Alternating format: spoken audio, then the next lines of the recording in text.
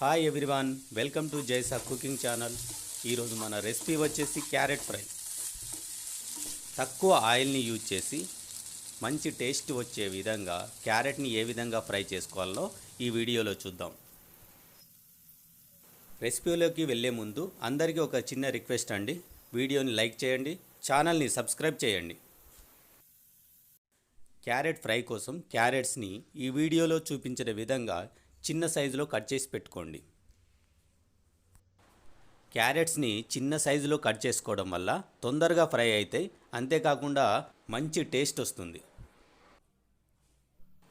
Carrot fry కోసం ఒక fry ప్యాన్లో 3 టేబుల్ టీ స్పూన్ల ఆయిల్ తీసుకొని వేడి చేసుకోండి.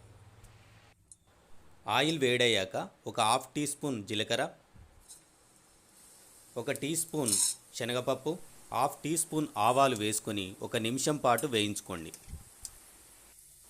పోపు గింజలను 1 నిమిషం పాటు వేయించుకున్నాక మనం సన్నగా తరిగి పెట్టుకున్న ఉల్లిగడ్డ ముక్కలను, పచ్చిమిర్చి, కరివేపాకులను వేసుకొని బాగా కలుపుకోండి. స్టవ్ని లో ఫ్లేమ్లో ఉంచి ఉల్లిగడ్డ ముక్కలు లైట్ బ్రౌన్ కలర్ వచ్చేంత వరకు వేయించుకోవాలి. ఇందులో ఒక హాఫ్ టీ స్పూన్ అంత పసుపు వేసుకొని 1 నిమిషం పాటు వేయించుకోండి. ఇప్పుడు ఇందులో ఒక హాఫ్ టీ స్పూన్ అల్లం వెల్లుల్లి పేస్ట్ వేసుకొని అల్లం వెల్లుల్లి పచ్చివాసన పోయేంత వరకు ఒక 2 నిమిషాల పాటు వేయించుకోండి.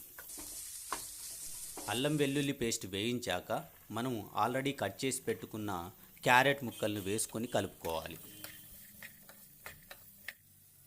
క్యారెట్ ముక్కలను వేసి కలుపుకున్న తర్వాత ఒక 5 నిమిషాల పాటు లో ఫ్లేమ్లో కుక్ చేసుకోండి.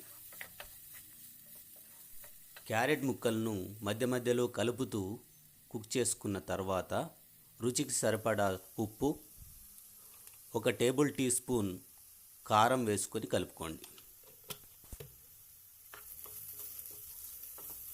ఒక 3 నుండి 4 నిమిషాల పాటు లో ఫ్లేమ్లో కుక్ చేసుకున్న తర్వాత మనం కట్ చేసి పెట్టుకున్న కొత్తిమీర వేసుకుంటే సరి.